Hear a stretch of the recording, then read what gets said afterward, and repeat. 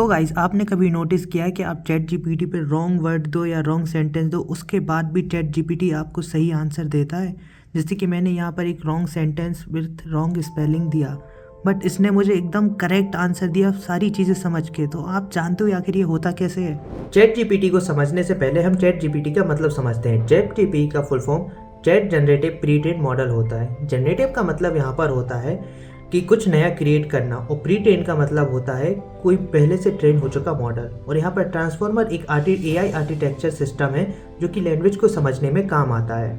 Chat GPT का काम बहुत सिंपल है। जैसे आप उसे कोई प्रॉम्प्ट देते हो, वो उस प्रॉम्प्ट को पढ़ता है और फिर नेक्स्ट वर्ड को प्रोबेबिलिटी के हिसाब से प्रिडिक्ट करता है। मतलब कि वो हर वर्ड के बाद सोचता है कि अगला वर्ड क्या होना चाहिए। इसी वजह से हमें एक ह्यूमन जैसे आंसर मिलते हैं। अब बात आती है मिस स्पेलिंग की। जैसे ही तुम चैट जीपीटी में कोई रॉन्ग वर्ड लिखते हो या रॉन्ग सेंटेंस लिखते हो, जीपीटी डेटा में इतने सारे लैंग्वेज पैटर्न पड़े होते हैं कि वो हमारे सेंटेंस के मीनिंग को समझता है, ना कि सिर्फ रॉन्ग स्पेलिंग को। मतलब कि वो पैटर्न से रिकग्नाइज कर लेता है कि आप क्या कहना चाहते हो और आपका मतलब क्या है। और अब एक बड़ा सवाल आता है कि जीपीटी हमेशा सही होता है? तो आंसर है नहीं। चैट जीपीटी पावरफुल है लेकिन परफेक्ट नहीं।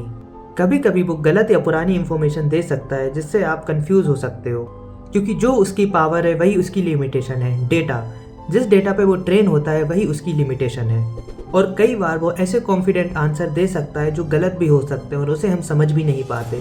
समझो, चैट जीपीटी एक जाइंट लैंग्वेज मॉडल है जो बड़े से डेटा सेट पर ट्रेन होता है। स्पेलिंग से ज़्यादा मीनिंग को देखकर आंसर बताता है और प्रोबेबिलिटी के हिसाब से आंसर देता है, पर हमेशा परफेक्ट नहीं होता। सो चेक फैक्ट पहले। शेख शकील मैं बनाता हूँ AI के हिडन ट्रिक वीडियोस, तो मुझे फॉलो कर लो ताकि अगली रील मिस ना हो जाए।